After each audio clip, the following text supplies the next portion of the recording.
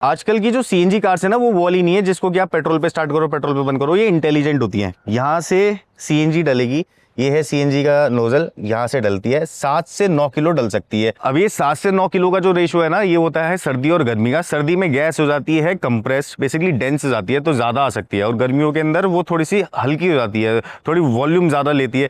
EMT transmission की car को जब हम न्यूट्रल से डालते हैं ड्राइव पे, अब ध्यान देना मैं जो बोल रहा हूँ, आपको यहाँ पे ड्राइव नहीं दिखेगा। ये देखो यहाँ पे दिखता है ए, डी नहीं दिखता है यहाँ पे, बिकॉज ये एक ऑटोमेटिक मैनुअल ट्रांसमिशन है। तो अभी भी ये ऑटो पे आ रहा है, ना कि ये ड्राइव पे जाएगा। बेसिकली ऑटो ही इसका ड्राइव है। अब सुनने में ये बहुत ज्यादा कंफ्यूजिंग लग रहा होगा। एक और पॉइंट मैं बताता हूँ कि इससे ज्यादा कंफ्यूजिंग चीज आपके लिए क्या हो सकती है। कभी भी आपको किसी भी कार में ये पता लगाना हो कि इसका जो पेट्रोल लेट है, यानी कि पेट्रोल जहां से डलेगा वो इस तरफ है, सीएनजी वाला इस तरफ है, या आगे से है, या कहां से है, जो कि कंपनी वाली जो कार्स होती हैं, तो हमेशा चेक करना अपने ये इंस्ट्रूमेंट क्लस्टर को। यहाँ पे देखो, यहाँ पे ये दिखा रहा है लेफ्ट एंगल, ये भी दिखा रहा है लेफ्ट एंगल। ये जो लेफ्ट एरो है ये इंडिकेट करता है कि आपका सीएनजी का इनलेट और पेट्रोल का इनलेट कहाँ पे। बहुत से लोगों को ये बातें नहीं पता होती, तो इसलिए कहता हूँ कि मेरे वीडियो देखा करो। अब सीएनजी वेरिएंट में भी आप जिस तरह स्टाइल ले सकते हो, स्टाइल इन द सेंस कि देखो जो लाइट का डिजाइन है, जिस तरीके की एलईडी लाइट की टेक्नोलॉजी है, फॉग लैंप एलईडी हो गए, बम्पर, सब में सेम कॉपी पेस्ट है। आप चाहे पेट्रोल वेरिएंट लो या फिर आप लो सीएनजी वेरिएंट। फ्रंट कैमरा भी मिलता है इसके अंदर, कि जहां पे अगर आप ऐसे फंस जाओ कि आपको पता ना हो कि वहां पे क्या है आगे, या थोड़े से पैसे डाल लो और कार में चारों कैमरे ले लो, मैं तो कहूँ, जिसके अंदर आपको 360 व्यू भी मिल जाएगा, बैक व्यू भी मिल जाएगा। इनफैक्ट कि अगर मैं इसका टायर साइज भी दिखाऊं तो टायर साइज भी 16 इंचेस का है, जो कि एलॉय व्हील है। अब इसके अंदर आप कल को 80 टायर डलवाओ या रोड टायर डलवाओ या फिर ऑफ रोड टायर डलवाओ या फिर इसको बना दो एक मॉन्स्टर ट्रक, वो बात अलग है। लेकिन यहाँ पे ORVMs पे ये जो है 360 कैमरा आता है। फिर डोर सेम टू सेम है, सारी चीज़ें सेम टू सेम है जो भी आज तक आपने पंच में देखी हैं। बट डोर हैंडल का जो मेरे को फील एंड टच लगा वो बढ़िया है। यहाँ पे एक रिक्वेस्ट सेंसर है, जिसकी वजह से आप मतलब, क्योंकि इसके अंदर कीलेस एंट्री है, तो रिक्वेस्ट सेंसर से लॉक कर सकते हो, अनलॉक कर सकते हो। बट की होल यहाँ से दिखता है, ये छुपा होना चाहिए था। जैसे ही मैं इसको ओपन करता हूँ ना, तो अंदर का एक बारी माहौल देखो कि आपको ऐसा लगेगा ही नहीं कि ये सीएनजी कार है। एक 7 इंच का डिस्प्ले जो इंस्ट्रूमेंट क्लस्टर है, फिर एक 10.25 इंचेस का डिस्प्ले। अंदर से जो कार है वो ब्लैक एंड वाइटिश कॉम्बिनेशन में, ऐसा एक गुड फैक्टर आ रहा है। और थोड़ी सी मैं इसमें चलता रहा हूँ तो जहाँ तक मेरे को लगता है कि इस बारी आइसोलेशन जो है, इंसुलेशन वो बहुत अच्छी कर रखी है। आइसोलेशन इन द सेंस कि बाहर का साउंड और अंदर जो इंसान बैठा है। इंसुलेशन मीन्स कि जब मैं कार का ओवरऑल एनवीएच की बात करता हूँ, जब साउंड है उसका, इंजन नॉइज है, टायर नॉइज है, वहाँ पे थोड़ा सा ज़्यादा काम है। यहाँ पे स्मॉल कार होने के बाद में भी थोड़ा बहुत स्पेस एक्स्ट्रा मिल जाता है जब कार की बॉडी बड़ी बनाई जाती है। तो ये है जहाँ पे आपके फ्रेंड्स एंड फैमिली बैठेंगे पीछे, और काफ़ी अच्छा बड़ा सा स्पेस है। जबकि ना एक बात मैं बताऊँ, यहाँ पे सीट ये पीछे कर रखी है हमने, एक बिल्कुल नेचुरल लेवल पे सीट ये मैंने डाल रखी है। यहाँ पे स्पेस मिल रहा है। अगर 5 फुट के 5.5 फुट के लोग हैं घर में, तो वहाँ पे आपके पास में नी रूम है, यहाँ पे हेड रूम है। मेरे पास में, मेरी हाइट है ऑलमोस्ट जो है 5'11", तो यहाँ पे मेरे पास में ये हाइट मुझे मिल रही है। ये एक प्लस पॉइंट है सीएनजी वेरिएंट के अंदर, यहाँ पे मुझे नी रूम मिल रहा है, ये एक प्लस पॉइंट है सीएनजी वेरिएंट में। फिर AC वेंट है, यहाँ पे 15 वॉट का एक चार्जिंग सॉकेट लगा रखा है। बट यहाँ पे 15 वॉट है और आगे जो है 65 वॉट है। दोनों में 65 वॉट डाल देते हैं ना, छोटा सा एक चिप ही तो है, बेसिकली कन्वर्टर है, जो कि आपकी जो 12 वोल्ट की बैटरी है उससे करंट लेने के बाद में वो एक चार्जर टाइप्स, मतलब समझ लो आपके आईफोन का या एंड्रॉइड का। फिर पीछे से दिखाओ यहाँ पे, तो ये 2 हेडरेस्ट हैं जो कि एडजस्टेबल है सीएनजी वेरिएंट में, जबकि हम अभी तक पेट्रोल वेरिएंट में भी यही देख रहे हैं। यहाँ पे चूक क्यों गए? अबे भाई, पीछे बैठने वाले इंसानों को भी तो कप होल्डर चाहिए। यहाँ कप होल्डर कहाँ है? कहाँ रखेगा वो अपना गिलास? कहाँ रखेगा अपना कैन या फिर कुछ भी जूस वगैरह जो भी पीता होगा? बच्चे की दूध की बोतल कहाँ रखोगे पिलाने के लिए? बार बार उसको डोर्स के अंदर थोड़ी रखोगे। कुछ चीज़ें किसी भी कंपनी से मिस हो सकती हैं, चाहे वो कितना ही अच्छा काम करे। बट सीएनजी वेरिएंट को ज़्यादातर कंपनीज को ऐसा बनाना चाहिए जहाँ पे कि कॉस्ट इफेक्टिव वो चीज़ें, वैल्यू फॉर मनी हो। और वो मुझे लगता है इस वाले वेरिएंट में, बिकॉज आपको ये लेदरेट सीट किसी भी वेरिएंट में नहीं मिल रही, top of the line variant में भी नहीं है। कवर चढ़वा लो कंपनी से, कंपनी के पास में एक्सेसरीज बहुत है। ये जो है फैब्रिक की सीट्स हैं, ज़्यादा सॉफ्ट होती हैं, ये लेदरेट से बहुत ज़्यादा कंफर्टेबल होती हैं। और इनफैक्ट कि इस पे ऊपर अगर कुछ गिरता है तो वो इसके अंदर तक चला जाता है। जूस गिर गया, दूध गिर गया, चॉकलेट या मेल्ट हो गई रखी रखी, या फिर कुछ और कोल्ड ड्रिंक वगैरह अगर गिरेगी या कुछ बटर वटर गिर गया खाते वगैरह, तो ये सीट खराब हो जाती है पूरी पूरी। उसके ऊपर कवर चढ़ाना रेक्सीन का जरूरी है। एक चीज़ का और ड्रॉबैक लगता है मुझे, पीछे वाले लोगों को क्या हक नहीं है कि वो अपना जो है यहाँ पे सामान ढूंढ सकें या फिर कुछ और कर सकें। तो पेट्रोल में भी और सीएनजी वेरिएंट में भी यहाँ पे कोई भी लाइट नहीं है, साइड्स में भी कोई लाइट नहीं है। मैंने ढूंढ रहा था कि हो सकता है मुझसे मिस हो गई हो कि मैंने देखी नहीं, लेकिन लाइट है नहीं। स्कोप दे रखा है, स्कोप देखो यहाँ पे दिया हुआ है कि यहाँ पे कुछ लाइट का लगा सकते थे इस तरफ, ये स्कोप है। एक लाइट और एक वायरिंग आगे से लेके पीछे तक आनी थी, वहाँ पे ये बात जो है चूक गई है। पीछे लाइट नहीं है, कप होल्डर नहीं है, छोटी छोटी सी चीजें होती हैं, वो सारी चीजें यहाँ से मिसिंग है। सीएनजी वेरिएंट में शार्क फिन एंटीना, ऊपर की रूफ ब्लैक, और ये जो है एक्सटेंडेड टॉप स्पॉइलर, ये एक प्लस पॉइंट है। फिर इन सब ये सारी की सारी चीजें स्टाइलिंग से रिलेटेड है, लेकिन प्रैक्टिकल चीज क्या है, डिफॉगर हो गया, वाइपर हो गया। अब ये वाइपर कंपनी के पास अब टेक आ गया है इंटीग्रेशन करने का यहाँ पे।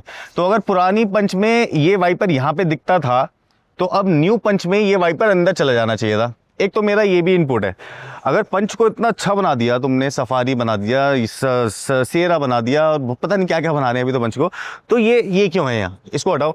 दूसरी चीज़ जो प्लस पॉइंट है वो है ये कनेक्टिंग टेल लैम्प, बहुत ही अच्छा लग रहा है, बहुत सही है।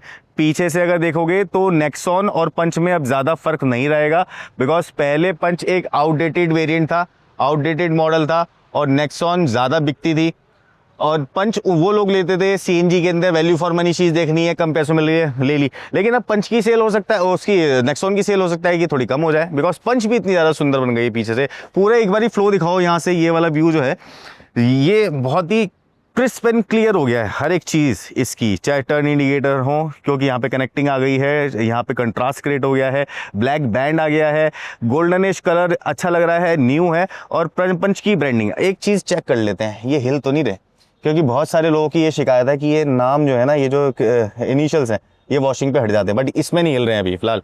यहाँ पे जो पार्किंग सेंसर, रिवर्स कैमरा, ये जो है रिवर्स लाइट, और नीचे की तरफ इस तरफ देखोगे तो स्टपनी। बट हाँ, ये स्टपनी में एक लोचा आएगा इस, अगर आप इस कार का बेस वेरिएंट लेते हैं तो वहाँ पे आपको ये स्टपनी नहीं मिलती। चलो छोड़ो स्टपनी, तो हम कहीं और से भी लगा लेंगे। मेन चीज़ दिखाता हूँ, ये देखो, ये सीएनजी कार है। अब सीएनजी कार में मैंने इतना सारा सामान रख दिया, मेरे दो यहाँ पे छोटे छोटे से ये लगेज आ गए हैं जो कि कैबिन बैग्स हैं, और ये छोटे नहीं है, बहुत ज़्यादा छोटे नहीं, ये कैबिन बैग्स हैं। और एक बैग ऐसे ऐसा हुआ है, बिकॉज इसके जो सीएनजी के जो सिलेंडर्स हैं वो यहाँ से हैं, यहाँ पे लगे हैं नीचे। सीएनजी यहाँ से फिल करो और मज़े करो। ICNG इसके अंदर इंटेलिजेंट सीएनजी अपने आप ही डिसाइड करेगी कि कब आपको इसको सीएनजी पे लेके जाना है, कब इंजन कैसे चलेगा, क्यों चलेगा, और कहाँ से सीएनजी फिल होगी, देख लेते हैं। आजकल की जो सीएनजी कार्स है ना, वो वाली नहीं है जिसको कि आप पेट्रोल पे स्टार्ट करो, पेट्रोल पे बंद करो, ये इंटेलिजेंट होती हैं। यहाँ से सीएनजी डलेगी, ये है सीएनजी का नोजल, यहाँ से डलती है, 7 से 9 किलो डल सकती है। अब ये 7 से 9 किलो का जो रेशो है ना, ये होता है सर्दी और गर्मी का। सर्दी में गैस हो जाती है कंप्रेस्ड, बेसिकली डेंस हो जाती है, तो ज़्यादा आ सकती है, और गर्मियों के अंदर वो थोड़ी सी हल्की हो जाती है, थोड़ी वॉल्यूम ज़्यादा लेती है, तो वहाँ पे 7 साढ़े 7 किलो, सर्दियों में 8.5 9 किलो के आसपास इस सीएनजी टैंक में भर सकते हो। अब ये जो सीएनजी के टैंक्स हैं जो 2 लगे हुए हैं, ये इंटेलिजेंट सीएनजी है इस कार में। इस कार में आपको ये नहीं करना है कि ज़रूरी है कि आपकी कार में पेट्रोल हो ही हो, सीएनजी पे भी चला सकते हो। लेकिन एक मैं बात बता दूं आपको कि लॉन्ग टर्म 6-7 महीने तक नॉन स्टॉप कभी भी सीएनजी पे मत चलाना, क्योंकि उसके अंदर आपको बाद में पता चलेगा कि आपको मेंटेनेंस भरनी पड़ गई, बिकॉज कार का जो ICNG जो मॉड्यूल है, यानी कि सिस्टम जो है, वो भी कभी कभार जब देखता है कि इंजन ड्राई हो रहा है, तो वहाँ पे वो पेट्रोल को छोड़ता है इंजन में। तो वहाँ पे पेट्रोल जो होता है, पेट्रोल के अंदर जो एलिमेंट्स हैं वो इंजन को ल्यूब करते हैं, और वहाँ पे आपके जो पिस्टन है और जो चैम्बर है वो सही रहता है। अब सीएनजी वाली कार में देखते हैं कि इंजन बे कैसा दिखता है। तो ये क्या है कि हाइड्रोलिक वगैरह के साथ में नहीं आता, बिकॉज सेगमेंट ही हुआ है, तो इसको इग्नोर करते हैं।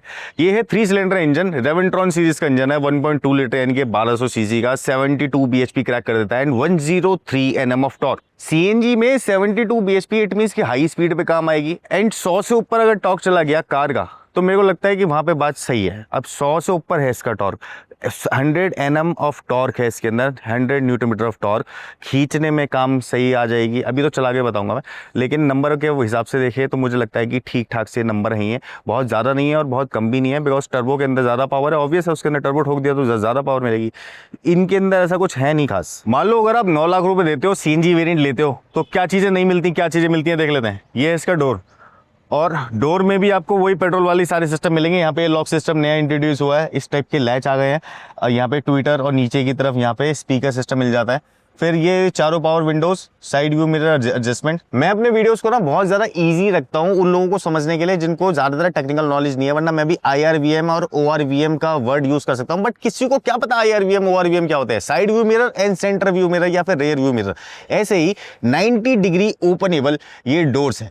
अब 90 डिग्री ओपनेबल से ये हो गया कि आपके पास में थोड़ा सा ज़्यादा रूम आ गया है, यहाँ पे इजीली निकल सकते हो, पैर वैर इजीली फैला के अंदर बैठ सकते हो, ये चीज़ अच्छी है। सीट की हाइट यहाँ से एडजस्ट हो सकती है, सीट जो है थोड़ी सी रिक्लाइन हो सकती है और थोड़ी सी यहाँ से स्लाइड हो सकती है, तो मतलब मैनुअल सीट है। ड्राइवर को जितनी चीज़ें चाहिए, देखो कुछ ज़्यादातर लोग ना क्या करते हैं कि ये हाइट वाइट एडजस्टमेंट नहीं देते, इन्होंने दिया है, देखो यहाँ पे ये लीवर है, थोड़ा सा कमजोर सा लीवर है, लेकिन लीवर है तो सही। बाकी एक पॉइंट ऐसा बताऊंगा कि मेरे भी होश उड़ गए और आपके भी उड़ जाएंगे, CNG कार में किसको चाहिए पैडल शिफ्टर्स। ये पैडल शिफ्टर्स दिखाओ यहाँ पे, पैडल शिफ्टर्स किसको चाहिए भैया, गियर किसको स्विच करनी है CNG कार में। CNG मीन्स कि मैंने ली है ये कार पैसा बचाने के लिए, थोड़ा बहुत अपना शौक भी पूरा करने के लिए, बट मैं रेस नहीं लगाऊंगा इससे, बिकॉज इसके अंदर पावर कोई बहुत ज़्यादा थोड़ी है।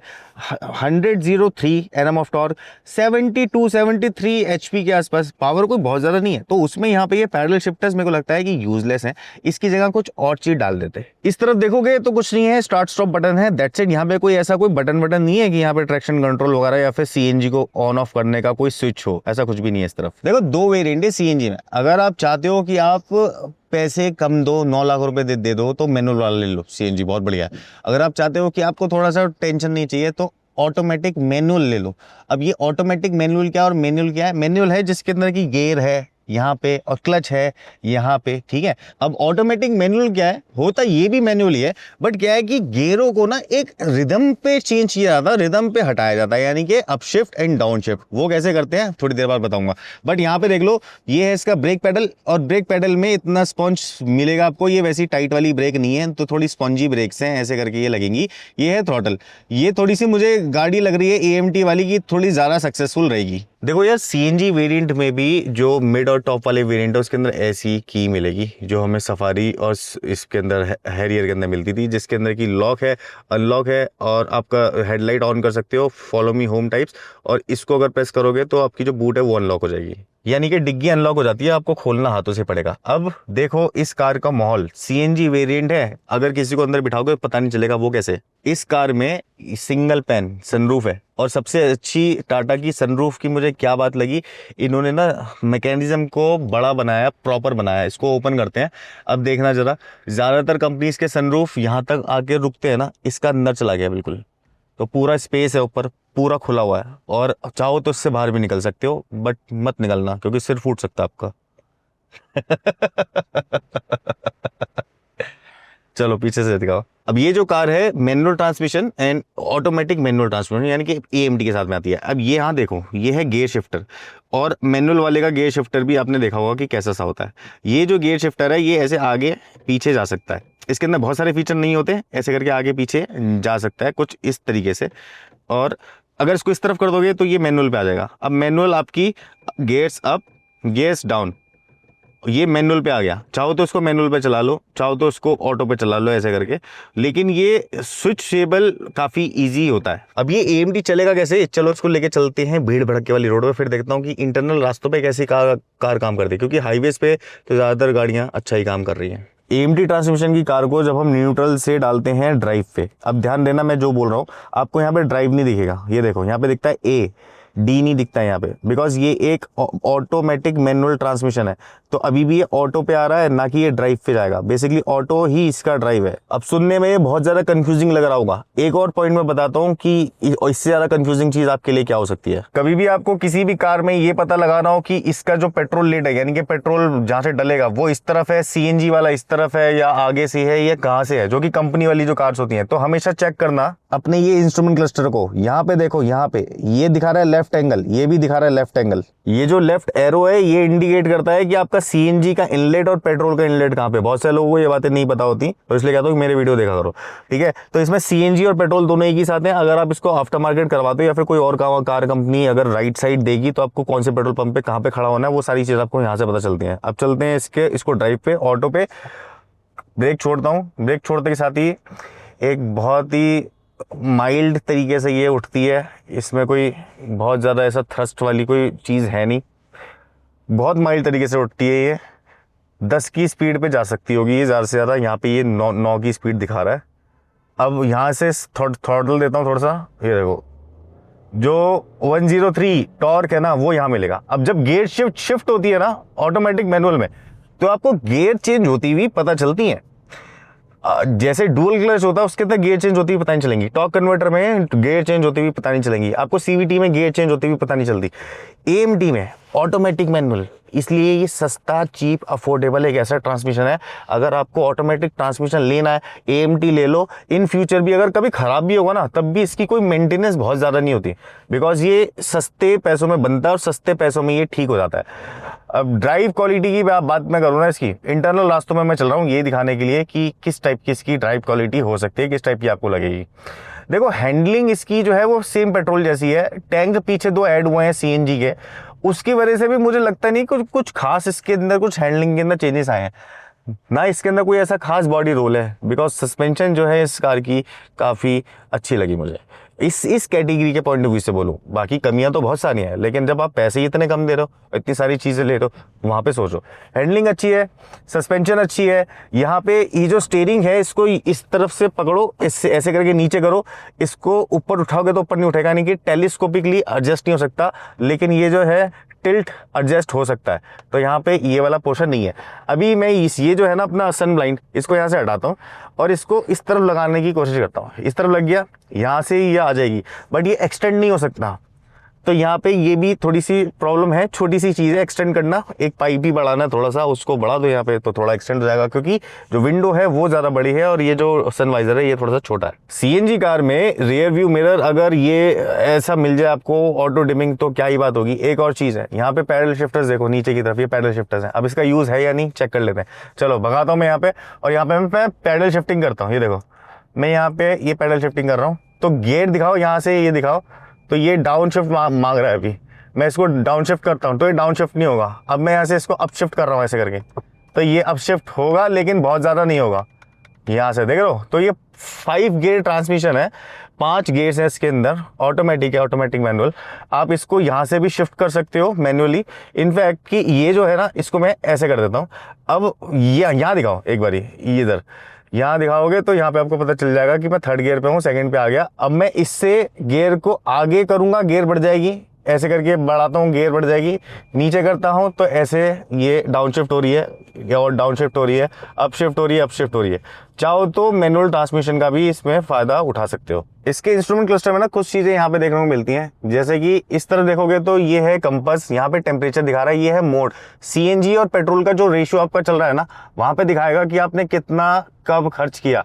तो ये मत सोच लेना कि इंटेलिजेंट सीएनजी है तो ये एक बूंद भी पेट्रोल नहीं पिएगा, ऐसा नहीं होता। इंटेलिजेंट सीएनजी का मतलब ये है कि जब वो चाहे तब पेट्रोल पी सकता है। तो यहाँ पे आपको इस चीज़ का ध्यान रखना पड़ेगा। बाकी स्टीयरिंग सेम टू सेम वैसे ही है। यहाँ पे हेडलाइट वाइपर के कंट्रोल सेम वैसे ही हैं। यहाँ पे स्पेस देखोगे तो वायरलेस चार्जर का सपोर्ट, यहाँ पे 12 वोल्ट का सॉकेट, टाइप सी, 65 वॉट्स है, तो ये बहुत बढ़िया है। इस तरफ ये कप होल्डर है और ये छोटा सा यहाँ पे आर्मरेस्ट है, बट ये स्लाइडिंग है तो एडवांटेज है।